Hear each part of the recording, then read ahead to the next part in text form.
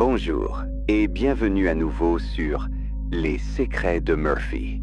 Dans notre première conversation, nous avons exploré le saboteur silencieux qui freine notre bonheur. Aujourd'hui, nous allons appliquer cette connaissance au domaine le plus tangible et souvent le plus stressant de notre existence, la prospérité. Nous vivons dans une société d'abondance et pourtant, pour beaucoup, la vie est une lutte financière constante. Un cycle de travail acharné, de factures et d'un sentiment persistant de ne jamais en avoir assez. Pourquoi cette contradiction? Pourquoi, malgré l'intelligence et l'effort, le flux de la prospérité semble-t-il bloqué? La réponse, selon le docteur Joseph Murphy, ne se trouve pas dans l'économie, mais dans l'écologie de notre propre esprit. Il existe une croyance racine, une conviction subconsciente, qui agit comme un barrage invisible, détournant le flux naturel de l'abondance loin de vous. Dans cette exploration approfondie, nous allons non seulement exposer cette croyance, mais je vous transmettrai une méthode en 2 étapes, à la fois mentale et physique, pour la dissoudre et la remplacer. Vous apprendrez à transformer votre esprit en un canal réceptif, permettant au flux de la prospérité de vous trouver sans effort et sans résistance. Pour commencer, nous devons redéfinir notre relation avec l'argent. L'argent en soi n'est qu'un papier, un métal, un chiffre sur un écran. Il est neutre.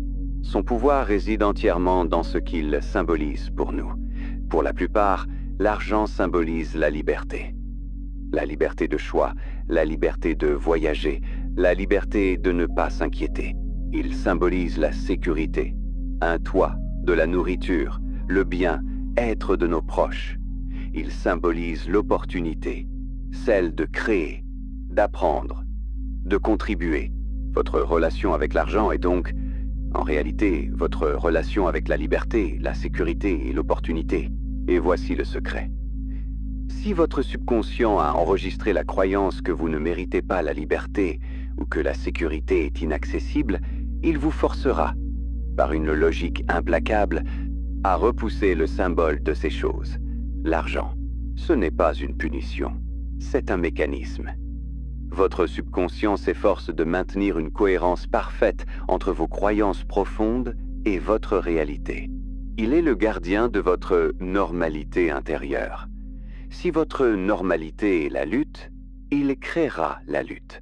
Le premier pas vers la prospérité n'est donc pas de vouloir plus d'argent. C'est de diagnostiquer le plan financier qui est actuellement gravé dans votre subconscient. D'où viennent ces croyances? Souvent, de notre enfance.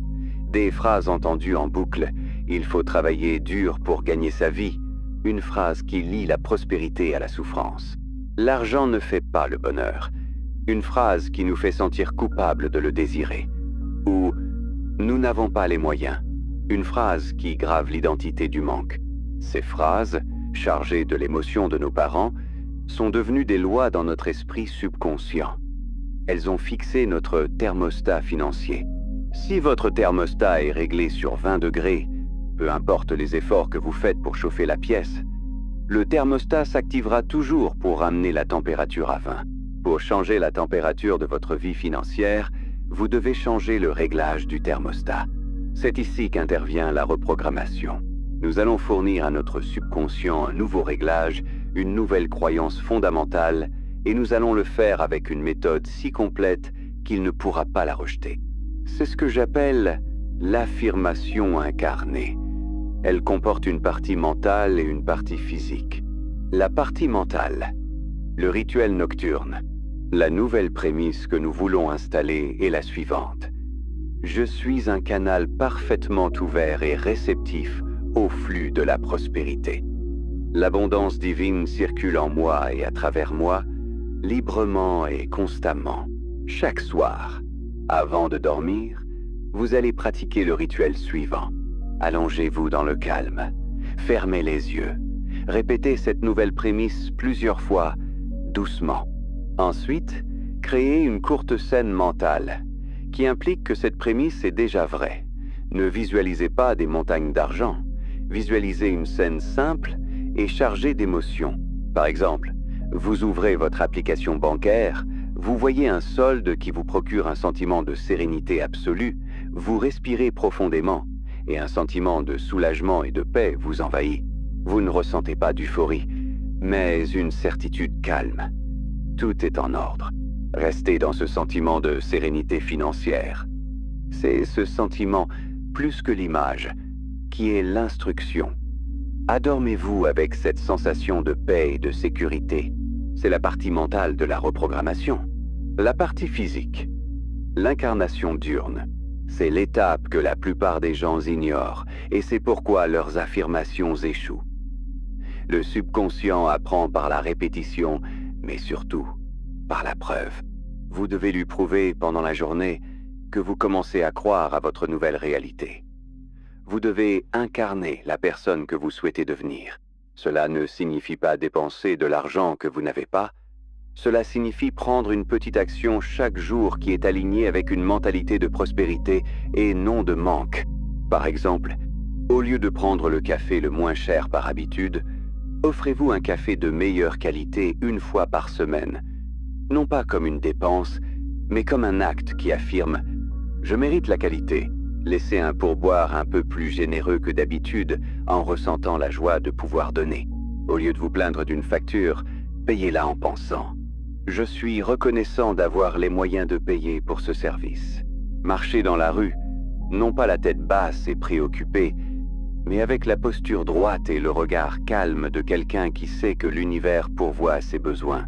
Chacune de ces petites actions est un message puissant envoyé à votre subconscient. C'est une preuve physique qui dit « Tu vois, le nouveau plan est déjà en cours d'exécution ». Le rituel mental de la nuit plante la graine et les actions physiques du jour l'arrosent. Ce double mouvement de reprogrammation, interne et externe, est d'une puissance extraordinaire. Il crée une boucle de rétroaction positive. Le sentiment nocturne inspire l'action diurne, et l'action diurne renforce le sentiment nocturne. C'est ainsi que vous augmentez progressivement le réglage de votre thermostat financier. Ne vous attendez pas à un changement radical du jour au lendemain. Attendez-vous à un changement de flux. Des idées nouvelles vous viendront. Des opportunités commenceront à apparaître. Vous vous sentirez plus confiant pour demander une augmentation ou lancer ce projet. Le monde extérieur commencera lentement mais sûrement à se réorganiser pour correspondre à votre nouvelle conviction intérieure. Le secret de la prospérité n'est pas une formule magique, c'est une formule psychologique. C'est l'art de devenir, à l'intérieur, la personne que vous souhaitez être à l'extérieur. L'argent n'est qu'un effet secondaire de cette transformation. Si vous êtes prêt à cesser de lutter contre le courant et à apprendre à nager avec le flux de la prospérité, abonnez-vous au Secret de Murphy. Nous continuerons à explorer ensemble l'architecture de votre réussite. Et pour aujourd'hui, partagez dans les commentaires. Quelle est la première petite action que vous allez entreprendre demain pour incarner le sentiment de prospérité? Le flux est toujours là. Il attend simplement que vous ouvriez les vannes.